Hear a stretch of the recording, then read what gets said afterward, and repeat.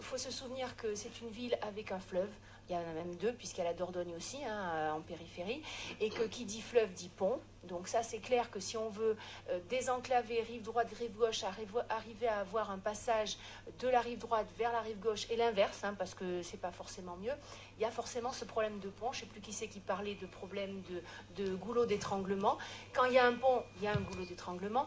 Mais moi, je voudrais revenir quand même, alors peut-être que c'est très basique, très pragmatique, au problème de circulation sur la rocade. Je suis sûre que si vous réglez le problème des camions déjà, qui ne puissent plus doubler sur la rocade, parce que quand il y a 3 voies, il n'y en a de toute façon qu'une pour les voitures. Parce que quand il y a 3 voies, ils en prennent 2, donc il en reste qu'une. Quand il y en a 2, pardon, ils en prennent une. Donc de toute façon, la rocade, il faut bien se dire qu'aux heures de pointe, il n'y a qu'une voie pour les voitures. Ça, c'est sûr.